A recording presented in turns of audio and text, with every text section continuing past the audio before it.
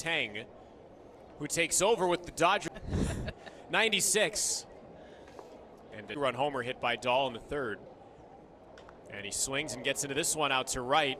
Never know how far it's going to travel on a warm night. And Ramos back in front of the warning track will make the catch. Dahl. The bounce back factor from his performance in Salt Lake.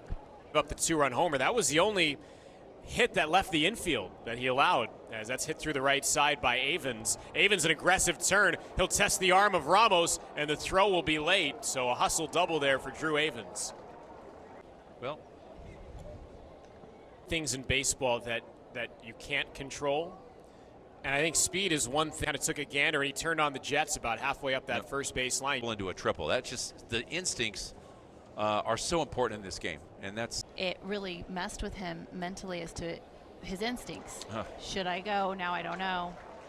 And you just got to get your confidence back.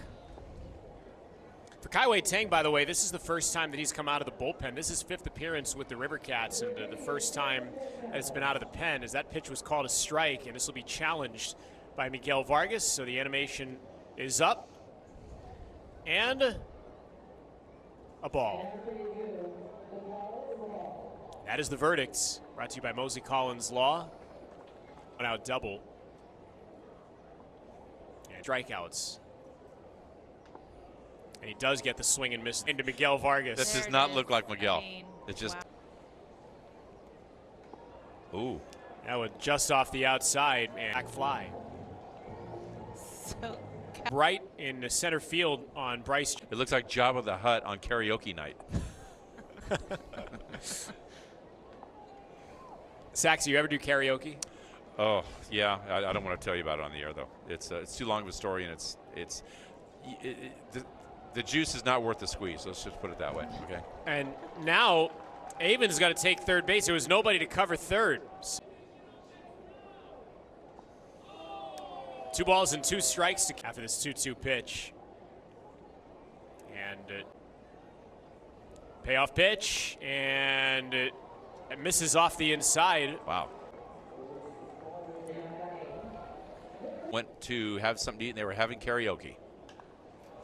And I'll continue it later. Oh yeah, we're not going to leave that one hanging. It's lifted to left field deep. Gigliotti is back to the wall, and Gigliotti makes the catch in front of the Toyota sign, and that ends the inning.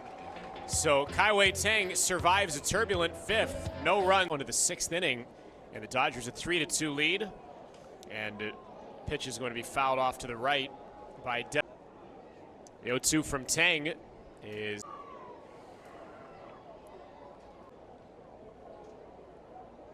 The 2-2 is lifted to right center field. And who will it be? It's going to be Elliot Ramos, the right fielder, making the catch. And man is now 1 for 3. There's one away. My brother, yeah. I think 30 he could get down, and it was pretty epic. Right, yeah. That's cracked to left center field, and gliding to his right is Johnson, and still in that sun out there. Johnson makes the catch for out number 2. A big rip and a miss from Duggar there to 90. I mean, just not pretty. Poor guys. not dealing with injury, which is not normal for him. Yep. Well, after that great night. 1 ball and 1 strike to David Dahl, the 9th place hitter for the Dodgers, as we game. Was Kai-Wei Tang coming off of a clean 6th strikeouts.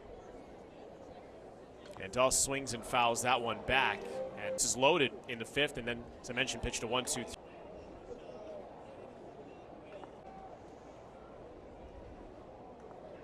And a swing and a miss, 86.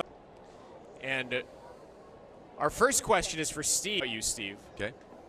As she heard that you intentionally threw at an anthem singer in the World Series.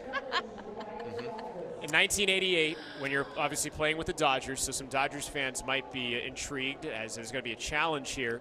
The pitch was called a strike, and it was a strike, so it stays 0-2. But tree, not to try to toot your own, walking out, and I threw a seed right at Kenny G. It one-hopped him and hit him in the ankle, and he limped off, scorching, and so booed Donny Osmond one time when he was star searching it up in Minnesota. Verb. That's a great show from back in the day. Star searching it up. And McMahon, I think, is Yeah, Ed McMahon. Yeah. So I tell my niece, who sings anthems all over the country, I tell her. What a great first question. Thanks, Carolyn. That's chopped up the first base side, is going to be taken by VR. Kaiwei Tang working into the 8th inning, and he deals strike one to Miguel Vargas. Zach Beirudi, Steve Sachs. Was always great to have Amy G up here, and we'll reconnect with Amy after the game. If the River Cats get the win, she'll have the post-game interview as Kaiwei his groove. And he overcame from Hunter Fiducia. They just came in back-to-back innings, the 3rd and the 4th, as that's lifted into the gathering twilight in the right center field. Bryce Johnson sees it, though, and Johnson to his left makes the catch. Sometimes you don't find it until it's at the apex of its flight. That's going to be sharply hit on one bounce and gloved nicely back of the bag by VR. And at that point, it's an easy 3 unassisted, and the beat goes on field. And still, I gave up 3 runs. But much better than the pregame game tonight here in Sacramento. And hitters. It's grounded through the right side for a base hit, so that breaks up this stretch here for Tang of 9 in a row retired. And Ryan Ward, where the stretch began, free agent in 2017, came to the Giants in 2019 as that's lined to left, and that'll be a base hit. It stays fair and goes up toward the corner. Flying to third base is Ward. Gigliotti will play it in, and they'll hold the runner at third. Ward, even with 2 outs, Gigliotti able to get it in. Nice play in a fielding manner out there by Gigliotti.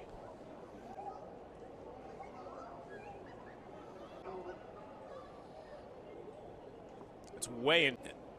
You see the guys that put in that work in batting practice. I mean, time after time they've taken ball. That's a backdoor pitch, and it rings up Fiducia. And he will not challenge. That's the 4th strikeout for Tang, and it gets him out of Dodge.